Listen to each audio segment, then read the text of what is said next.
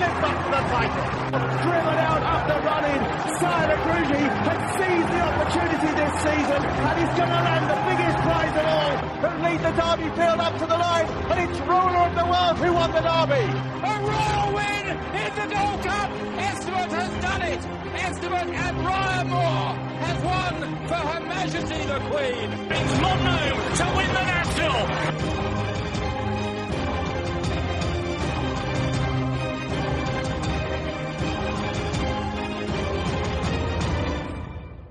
You're listening to Picks from the Paddock podcast. Welcome back, ladies and gents. Obviously, fourth and final day. It's the Friday. It's Gold Cup day. We're going to kick-start things off with the JCB Triumph Hurdle, 1:30. Dave, Peace and Cole's the worthy favourite, but where's your money going? Yeah, like Peace and Cole, he's been on a bit of a drift at the moment. He's 5-2 at the moment. He was short of 7-4. He's still a bit skinny for me. Favourites don't really have a great record in this race as well. I really liked, from what you could see of it, because the fog that day at Gorham Park was ridiculous. You could see him up for Willie Mullins. It's about 14-1. He's the one I like.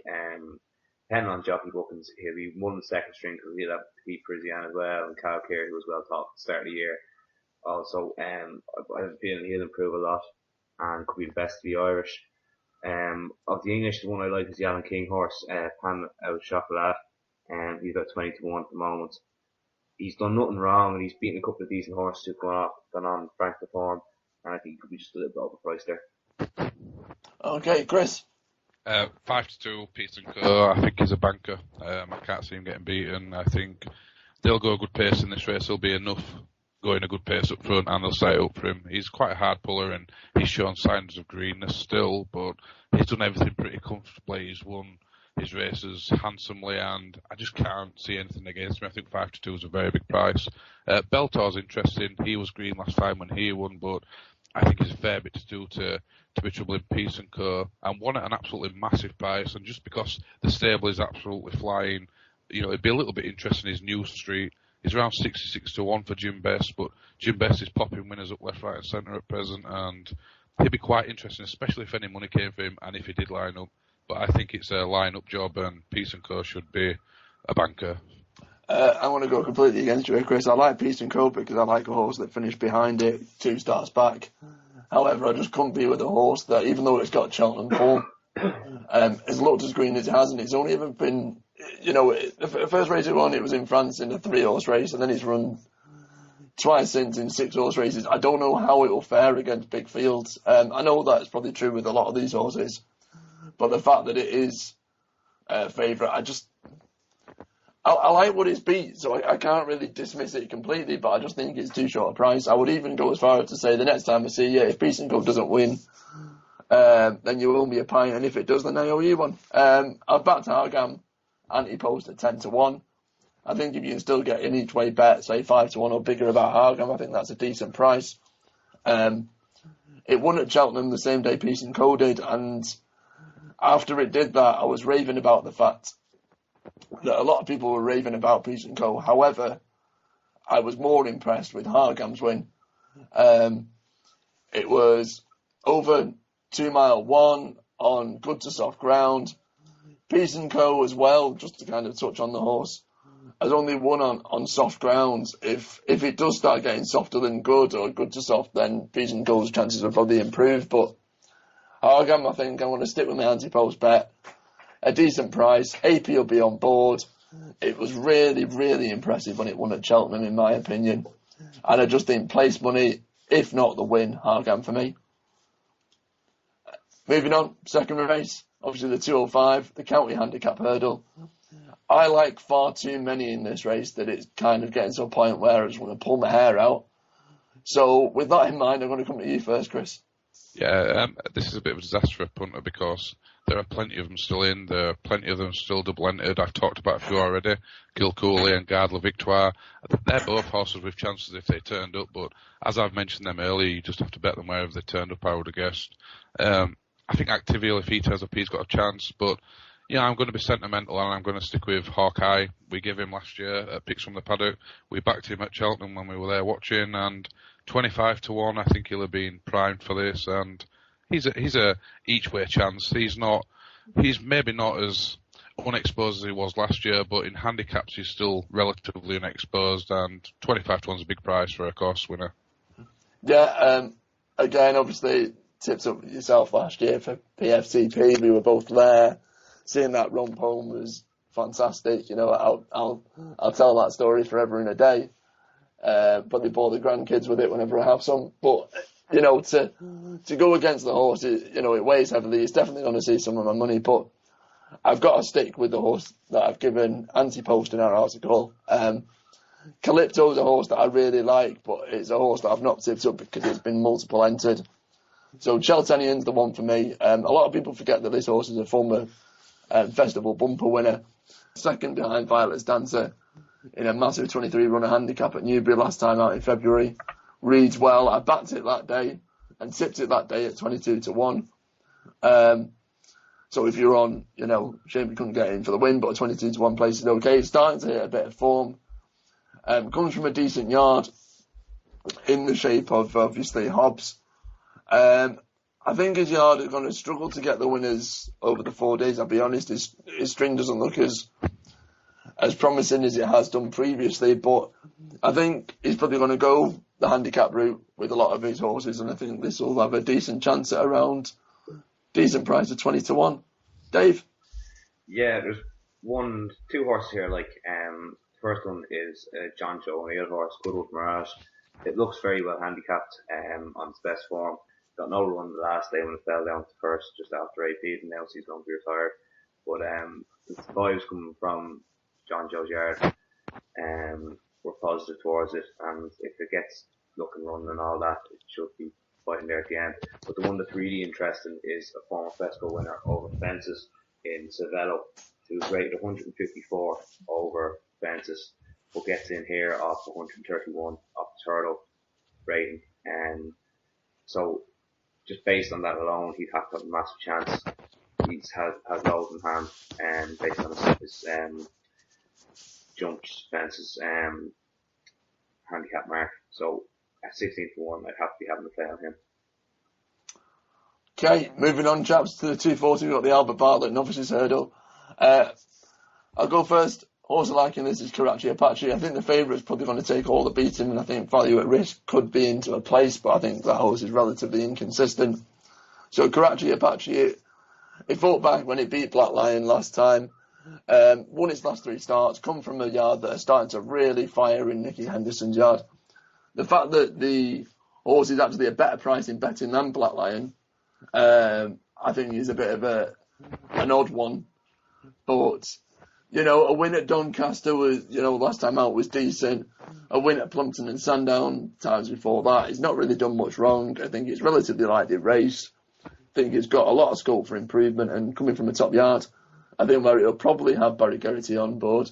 Yeah, that seems like a relatively decent. Again, not a massive fancy, but best price 14 to 1, I think. Likely winner will be the favourite, but Karachi Apache 14 to 1. I think that's probably a little bit overpriced. Dave? This race is a minefield for me. People call it the potato race, but I fancy far too many here to have a serious input on it now. No More Heroes scoped 4 out of 5 the last day, which is pretty bad. When he was disappointing, finished 4th behind Outlander and Martello Tower. He should reverse that form. 7 to 1 is a decent chance. Been a bit of money for him. I also like Martello Tower. I think 3 miles will be the making of him. Value at risk needs to step up from trip as well. He should have a chance. Fletcher's Flyer and Definitely Red were close to finish the last time around. Fletcher's Flyer was giving weight away. He should reverse the form. Definitely Red, but like both the horses as well. And Beast of Burden was a very comfortable winner when stepped up to 3 miles the last time, and 25 to 1. Given the odds, I'd probably be playing him at the moment, but it's a wide open renewal and actually could be one of the best knowledge races if all them take the chance. Chris? Yeah, I mean, I've been listening out for people's opinions on this race for quite a while, and quite a few people I know Definitely Red from the Brian Nelson yard. I know I've heard that Richard Johnson thinks he's got a great chance coming here. He was a decent bumper horse. He's won at Cheltenham. He's beaten Fletcher's Fire last time, albeit receiving weight. I think he might have been prepped at this race. I think this may be the plan, and I think he's a great chance each way. I think 25-1 is far too big, and I can see him, probably dictating or being up there near the pace, and I think he'll place at 25. Moving on, obviously the big race and the jewel in the crown of the 4 days of the Cheltenham meeting. You've got the Betfred Cheltenham Gold Cup. The big one, gents. Dave, you first. Where are we going? I've kind of named colours to the mast and road to riches all year. So, since he has the pace to win Galway Plate over 2 mile 6, and he has the stamina to win at Leopardstown over 3 miles. And Leopardstown is a longer and stiffer finish than Cheltenham. He'll have no issues staying. He'll have no issues with the hill. I think he'll win. I'm fairly confident now at this stage. Carnforth Lock should be close looking behind. He can't be having Holywell 10-1. He's not a Gold Cup horse. Many Clouds has it all to prove on good ground. Jack Adam, he won probably the poorest TSDs in living memory. Fair enough, he can improve. He's only a 6-year-old, but 11-1. I just want nearly double that to have a bet on him. The outlier in the group is Lord Windermere. 12-1. Won it last year. He's had a better prep this time round. He's obviously going to run a big race again. We've nothing into the fact that Jim Colby has had a winner since last March. He'd have a great chance. I can't be having a favourite out of 130 year on Cheltenham. He'll get vertigo coming up the hill and we'll just knock it home. Chris, I know you obviously were a massive Sylvanio Conti fan in terms of backing him for the King George, and he did you a massive turn when he did that. But a Gold Cup horse, is it again another step too far? If this was 3 mile 2 furlongs anywhere else, he'd be a certainty. He'd be odds on. He's by far and away the best horse in the race, and when I say that, I think anywhere else he would destroy this field comfortably. He'd probably just dictate and make all the running, but we've had problems with him at the Cheltenham Festival before. He tipped up a couple of years ago when he was travelling really strongly. He'd won some good races that year. He's done it again this year. He's had, I would say, probably a better prep this time around. He's been aimed specifically at this race, as well as King George, I would have thought. And if he does put it together, then he will win. But his record is unconvincing, and unfortunately, at the prices, I just don't think you can trust him. 130, you can't get your money back each way, so I'm going to reluctantly let him pass by and go with Lord Windermere, who I think's had a good preparation, like Dave said, a better preparation than last year. He looked a little bit short, actually, last time when he got beaten by, I think it was... Carlingford Lock, beg your pardon. Carlingford Lock beaten last time, but he travelled really well for a long way, Lord Windermere. I thought he had that race for a few moments, and I think at 12-1 he's a logical each way, but I'm the same with Dave, with Holywell. I just could not have him. I mean, he's a short 7-1, it makes no sense. And Road to Riches at 9-1, I think is a crack in each way, but I think everything will be run to suit, but Lord Windermere for me at 12 each way. Yeah, it's, again, like I agree with you, Chris, if this was anywhere but Cheltenham, Sylvanio Conti would be one of the bankers of the festival, but it is, and that's what he's going to go over.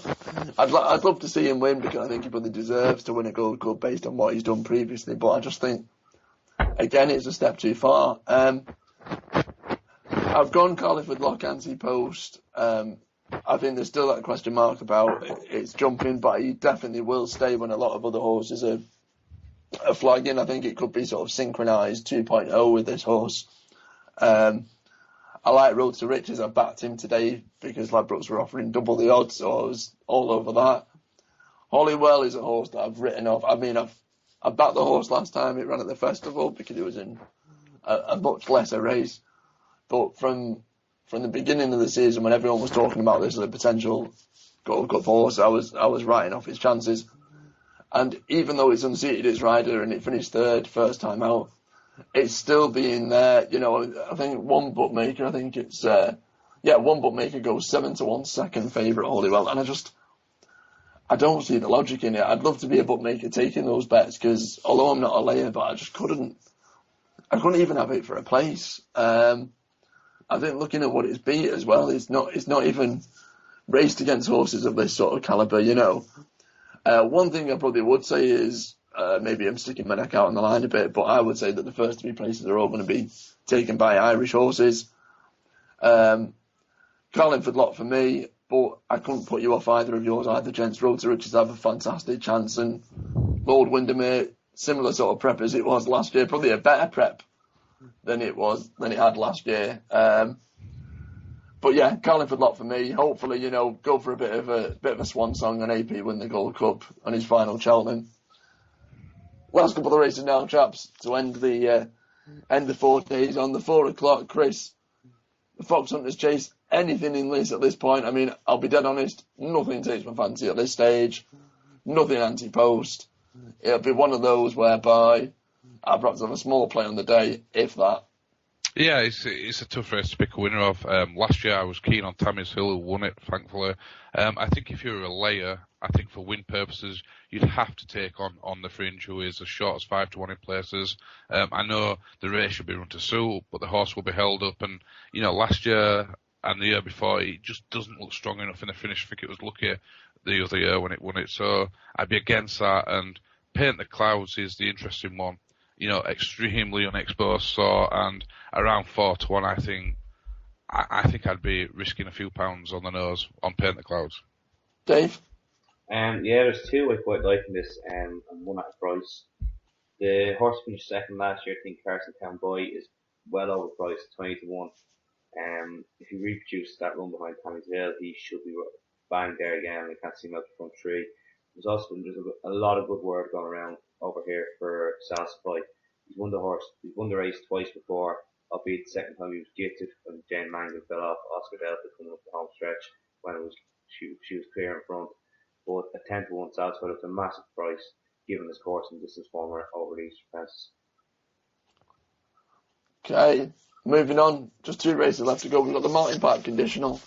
Dave, I want to come to you first. Again, what we've seen in this is an absolute ton of horses that have been entered into other races, but is there anything in this that you like the look of? Yeah, there's a horse thrown in here, McKinley. It's 16-1. I put him up on the website there the weeks with the start this week. Most Irish horses going over to Cheltenham, they get a higher rating by the English handicapper. This horse has been dropped by the English handicapper. He's grade 141 in Ireland. I think he's been given 136 in the UK. He's 5 pounds well in. He's a grade 1 winner. People say it may not have been the best grade 1, and probably wasn't. He beat Pellismore on the line, and Pellismore up, he had the race on up and just blew up. But Willie Mullins was probably going to run him in one of the grade 1 novice races as his 3rd string. But given his handicap mark, he should come here at 16-1. I think he has an absolute cracking chance. Favourite, Riotous Franks, has been unbelievably well back and coming from the same mould as Sir Chance and Don Poli, who have won this race 2 of the last 4 years.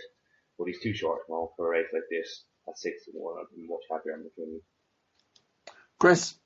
Yeah, I think David Piper holds a strong hand in this. Delarco is very, very disappointing for a horse of his talent. He invariably shoves it or throws it away, if you like, but he's starting to look well handicapped now, and I think this may well have been the plan all along for him. He's on a decent-ish mark. If he reproduces anything like his best, I think he'll win. So Delarco at the price is you can get 25-1 with William Hill. I think that's a great each way bet. Yeah, again, it's a bit of a cop-out here, lads, but there's nothing that's jumped out at me. I think Quick Jack will probably have a chance, but that's entered in about 700 different races at the festival. Everything bar the Gold Cup, so you couldn't give it as a tip with any great deal of confidence. I think just because I think partly down to Chris saying that Nicky Henderson looks like he's going to have a fantastic festival, I think Clean Sheet might have a decent shout. Again, 16-1 best price seems like quite a decent bet. Not any great confidence, but it's one that I probably will just play with on the day. Obviously, we've got the last race now, lads. The 5:15, final day, final race of the festival. Can we end it on a high? I'll throw my 2 cents in first. It's a horse that I've actually tipped up anti-post in our preview article. The likelihood is that unfortunately AP is probably not going to be, riding it. But if it was someone like the likes of Richard McLernan on board, it wouldn't put me off. It's a horse I actually backed last time when it ran at Ascot, and also a horse that I tipped when it ran at Aintree back in April. It finished 6th of 23 at the festival last time with Maurice Linehan on board, and it was quite unlucky not to probably finish better. It was coming past quite a lot of beaten horses and staying on. That day it was over, I think it was, 2 mile half a furlong. So I think the same distance, it shouldn't be too much of a concern. It probably would want a little bit further, but if it was to be soft, then I think that would probably play into its hands as well. Eastlake's the one for me. Probably had decent prep runs, should strip fitter for its third last time out, and at around 16-1 best price should be a decent bet. Chris? Yeah, this is an interesting race. It's been renamed in AP McCoy's honour, obviously being his last Cheltenham Festival, and there has been a ton of money for Ned Buntline, who is trained by Noel Mead in Ireland. You have to take that money as being very interesting. He's a talented horse on his day who's not had a great year up to date. It may well be that JP McManus and Noel Mead have aimed him at this race, trying to give McCoy a good send-off. So I'm going to be pretty soft and say I think he's a good chance, and at 8-1 he might be a decent price. Of the others, I liked Alderwood to begin with, but without the assistance of McCoy, it's a little bit off-putting. And I'm going to take a chance with Nicky Henderson. I think he will have a good festival this year, Nicky Henderson, and he runs in this French opera, who trades at 33-1, talented on its day, a little bit defined on recent form, but Nicky Henderson I expect to have a really good festival. And Dave, final words on the final race? Yeah, just touching on Ned Buntline.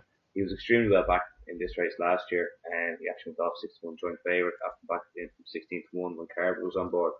Carberry gave him a very quiet ride that day, and just couldn't get him up to get him by David Russell on Savello. He went on to then finish 4th behind Maloney, who has continued to frank that form. So I agree with Chris, he obviously has a massive chance. I wouldn't be certain that McCoy will ride him, but given the money, you'd imagine he will. It's actually, at the moment, there's not really a horse I'm super keen on in this race, but at the price there, and with the yard starting to come back into good form, Malcolm Jefferson's yard, first to glide at 50-1 looks a massive price. He's lightly weighted. He was very fortunate to win that couple of runs back when the last two fell at the final fence, and he went on to win comfortably. He was well clear in third at that stage. I think 50-1 kind of insults the horse a little bit, and I'd be having a little each way play on him. So you've heard our thoughts on all 4 days of the Cheltenham Festival with all 27 races covered. Our final thoughts, our charity bets, and what you've been tipping after this break, coming up soon. You're listening to Picks from the Paddock podcast. Visit picksfromthepaddock.co.uk. All you need for racing. Welcome back to the 5th and final part of the show. You've obviously heard our thoughts on all 27 races and all 4 days of this year's Cheltenham Festival. Going to round up now just with our own thoughts and obviously some of your thoughts from Twitter, and also give you our charity bets.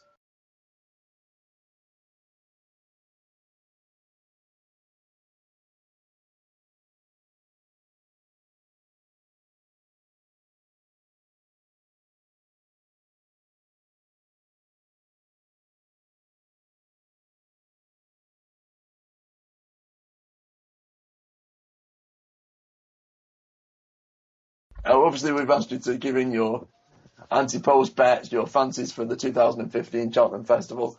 We've had quite a few responses, Dave. Is there any that we just give a mention, give a bit of a shout out to? Yeah, good response on Twitter this evening. Tom Hill fancies at Thomas David Hill fancies Coney Gree for the RSA. At Johnny and Jess, aka Billy Hare, fancies 2 Rockets in the Fox Hunters. Dylan Brennan, at Dylan Brennan 1, former pundit and picks from Paddocks, fancies the job is right in the 4 miler, and Steve Hancock fancies Duke Luca in the cross country, with Darren Reynolds. His handicap banker is Dalawan for Nicky Henderson. Yeah, fair enough shouts. Now, obviously, if we've been listening to our previous podcasts we've been giving charity bets. What we've decided to do, obviously we didn't do a day 4 podcast. We thought we'd save it for this big marathon podcast now. We've obviously asked all the lads, the 3 of us, to give 1 horse per day. We're going to do a patent for each day, anti-post, for the Cheltenham Festival. Proceeds going to a charity of your choice. So what we'll do is we'll ask our Twitter followers, our Facebook followers, and everyone who reads our website as well to suggest some worthy charities and good causes that we can raise a bit of money for. We'll go through them now, chaps. Chris, Tuesday, first day, where's your charity bet going? Yeah, it'll be on the very first race in the Supreme Novice Hurdle, and it will be a win on Lamy Sage at 4-1. Lamy Sage. Dave? First day, the last race, the Cheltenham Club Mouse Handicap Chase, and it's going on Stellar in Ocean for Tom George at 20-1. 21. Myself, I'm going to be a bit boring, but I think that just horse can't be beaten in the big race of the day. Faheen, on the nose at 11-10 in the Champion Hurdle. That's the one for me. Moving on, chaps, we've got Wednesday. Dave, I'll let you go first with this. Where's your money going? Yeah, it's in the last race again in the bumper. I really like the look of this. The more I talk about it, the more I like it. Jet Dream Jack for Gordon Elliott at around 25-1. And Chris? Yeah, I like Zarib in the Fred Winter. He's traded at 12-1 currently. I think he's a great shot to his right. And again, I'm going to be boring. I'm going to go for the one of the favourites in the big race. It's Sire Cruiser. I've been talking about the horse for what seems a year now, if not more. In the Queen Mother, about 7-2. I think that's decent enough value on the nose there. Moving on to Thursday, I'm going to kick off proceedings in the 205. It's the Potemps final. I like the favourite called the Cops. I think 8-1's a really big price about that. I think if they're going to pay 4 places, I think each to 1 bet should be decent. Chris? Yeah, I'm going to go in the stable plate with mine, and it's going to be a former place horse on the Cheltenham Festival at a glance at 20-1 each way. And Dave? Yeah, I'm going to go with probably my best bet of the meeting, and Don Cossack in the Ryanair.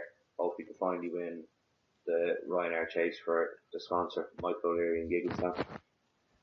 And ending proceedings, Chris, on the Friday?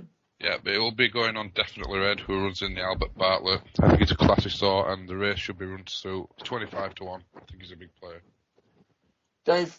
SAS Fight in the Fox Hunters 4 o'clock. Great chance. And myself, I'm going to end proceedings, the 5:15 final race of the meeting, the Johnny Henderson. I really like East Lake. I think at around 20-1, that's a decent bet. Obviously, we're going to be putting these bets as patents for each day of the festival, either win or each way. We'll put them up, we'll post them obviously on our site as well so you can see our charity bets. If you let us know any worthy choices that we can raise a bit of money for, then brilliant, hopefully we can do. Thanks for listening, and obviously it's been this episode has been quite a while. Hopefully we've given you a few pointers and a few winners for the festival. If you've got any opinions, any thoughts, remember, keep in touch with us. Get on Twitter, @PixPaddock. Like us on Facebook. You can subscribe to our daily racing selections, free of charge, on our website. We've got facts, stats, daily racing preview articles, course statistics, and more, all at picksfromthepaddock.co.uk. And one final thing as well. If you think you can beat us and you think you can tip winners this year's festival, jump on and get involved with our Cheltenham Festival competition in association with Racing FM Live on at betref.co.uk. Make sure you get in touch. It's a £3 entry fee, but with a minimum of £200 jackpot, it's definitely worth a shout. Get your friends, get your family involved, have a laugh, and see how you do against us and the rest of our team. Thanks for listening. Visit picksfromthepaddock.co.uk. All you need for racing.